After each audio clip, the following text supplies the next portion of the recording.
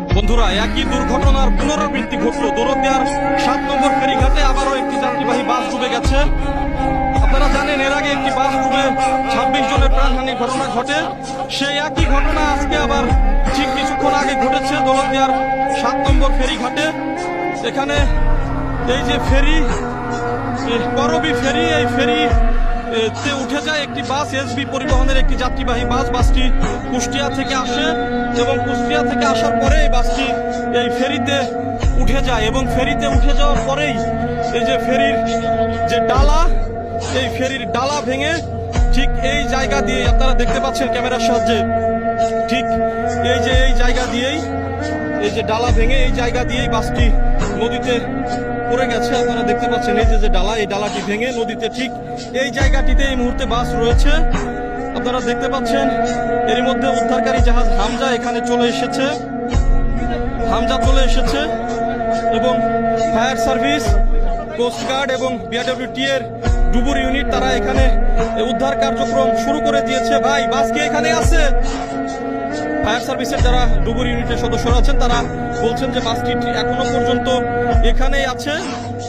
আমরা প্রশাসনের সঙ্গে কথা বলেছি, তারা বলেছেন যে হতাহতের আশঙ্কা তেমন একটি নেই, তবে বাসটি যখন উদ্ধার হবে, উদ্ধার করার পরেই বোঝা যাবে আসলে কোনো হতাহত আছে কিনা।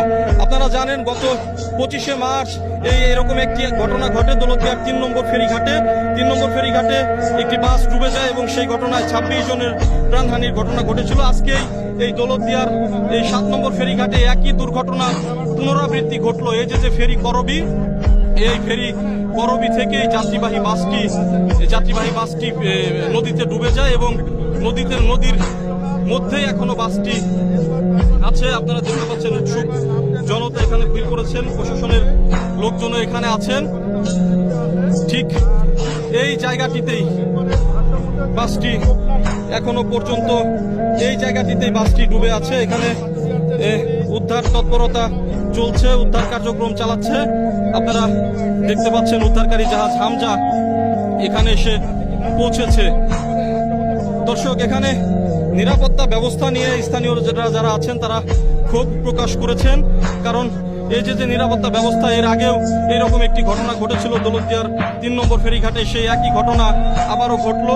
স্থানীয়রা কিন্তু মাঝে মাঝেই ক্ষুব্ধ হয়ে যাচ্ছেন, তারা বিভিন্ন ধরনের স্লোগান দিচ্ছেন যে কেন এই দৌলতদিয়া ঘাটে বারবারই এই একই ঘটনা ঘটে। আপনারা দেখুন, উৎসুক জনতা বা স্থানীয়রা যারা আছেন তারা কিন্তু ক্ষোভে ফুঁসে উঠেছেন। এখনো পর্যন্ত বাসটি পদ্মা নদীর নিচেই আছে।